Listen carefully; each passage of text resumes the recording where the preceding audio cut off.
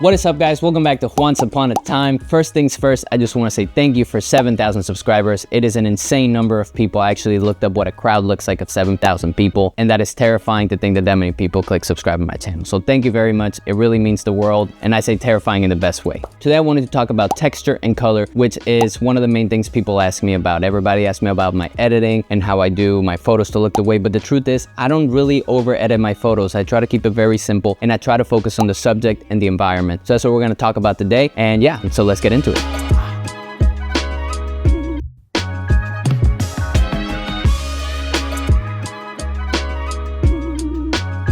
Today we are here in Brooklyn, I think, and we are shooting a very special model today. We're gonna try to do some stuff with this wall. Let me show you a little bit of the studio. We have a lot of chairs to choose from here. We have a variety, as some would say. And you know, it's super sick. Look at this. And we have all this natural lighting here. So today, obviously, we are shooting with my baby. I know you guys miss me shooting with the Fuji. So here you go. It's coming back. And look, I have a cute little donut on it just to show you guys that I am progressive. So we're gonna do some cool photos today. Try to be funny and intellectual at the same time, which I'm actually quite good at, the funny part. Let's get into the video. I got it because Teen Wolf was in fashion back in the day. How old are you? I'm 25. Okay, so you're about Teen Wolf era, you know? No, I didn't watch the show. I just like my girlfriend at the time watched it, and I was like forced to watch it, and I was like, oh, the lines are pretty cool, yeah. And because it's so corny, I tell people nowadays, I'm like, it actually has a deeper meaning. No, I tell them that my grandmother used to hold me there. That's why. What the fuck? I'm insane. And today we're here with Britney. And okay, so Britney, what kind of modeling do you do, or what's the vibe today? What's a fun fact about you? Just tell us a little bit. Yeah, for sure. So I do like kind of commercial and editorial shoot, and yeah, I think it's really fun to like shoot with different kind of artists and photographers. They always have like insane visions, and yeah, I guess in life I'm also an artist. I like illustrate graphic novel. Oh, that's cool. And do art fairs. See? Nice. All right, so let's get into the video and we'll do the thing.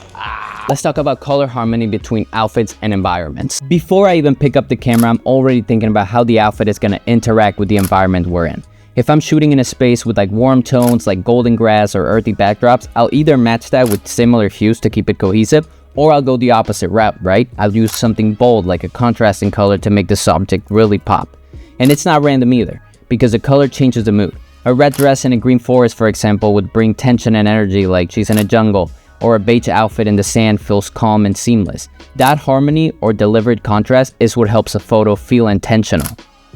Can we try some with the chairs? I kind of want to do something. Which one do you like? We have a great selection of chairs here. Very inclusive here. Yeah, you're kind of like saloon vibes right now, right? You're right. Yeah, with the boots. This is awesome. This one? How about, let's start with a little leather. A little leather. It's incredible. I walk out of the house and I'm like, you know, today I look tan. And then I like look at myself and I'm like, damn, I'm pale. Another huge thing is thinking about your model's skin tone and how that will affect the image overall. One thing that I always think about is how a subject's skin tone is gonna play with the colors and the outfit and the environment. Warm skin tones like gold or olive tend to glow in earthy shades like rust, mustard, or deep green, as our example here with the model. Cooler skin tones pop in jewel-like colors like sapphire or lavender, things like that. It's all about balance. If the tones are too similar, the subject will get lost in the background in a way that makes it feel flat. But whenever you have something that has the right combination, it makes the skin glow and the photo come alive. It's subtle, but it makes a huge difference.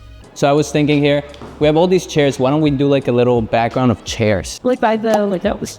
Yeah, I don't know. Let's set them up and then we can decide. So this is actually exactly how I check if a shot's gonna be good. I do the, you know. It's either way. Yeah, looks good. Okay. Another huge thing is that textures add depth to flat photos. Texture is one of the most underrated tools in photography. Even in soft or flat lighting, textures can give the image depth and dimension that you don't even know about. Your eye naturally wants to explore different surfaces, whether it's fussiness of a knit sweater or like a shine on a leather. I think of texture as a form of contrast. It keeps the photo engaging without needing dramatic light or color. It adds the tactile feeling, like you could almost reach out and like touch the thing in the photo, you know? Another thing to think about is matching or contrasting texture with mood. But textures don't just add depth to your photos, they set the mood. A soft flowy dress blowing in the wind feels dreamy and romantic, but but something like a structured chair or a structured building in a gritty alley, that gives you power and edge. I don't choose outfits because of how they look. You have to start choosing them for how they feel.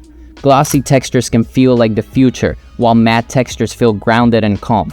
When I'm planning a shoot, I think about the emotion first, and then I find the textures that match or challenge that vibe. That's what it's all about. Another thing that you should always keep in mind is how contrasting and layer can be used as compositional tools. But when a photo feels really flat or too simple, I turn to color blocking and layering to give it structure. It's not just about style, it's about guiding the viewer's eye. So for example, let's say you have a bold red jacket over a black base, right? It instantly creates a focal point because the black sort of turns your eye away while the red really brings you in. A patterned scarf or layered textures can break up negative space and add a little bit of rhythm to the frame. I use accessories and outfit pieces almost like compositional elements. Lines, shape, contrast, all that stuff. Even the way the colors stack on top of each other can create visual weight or flow. These layers help me build a more intentional image where everything feels placed and with purpose. Even if it looks effortless, there's a lot of thinking that goes behind it, and it's something that you learn as you go, so keep trying that thing. Another thing to think about is planning your color story before your shoots.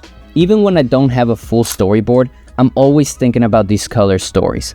I'm asking myself, what's the vibe for the shoot? Do I want something earthy, grounded, bold, surreal? It all helps build the outfit, the location, and even how I'm gonna edit these later. I'll build a simple color palette, 3 or 4 tones that feel cohesive, and let it shape the shoot. It's not about one good photo, it's about creating a set that feels consistent, like all the images belong together next to each other if you were to put them in a wall.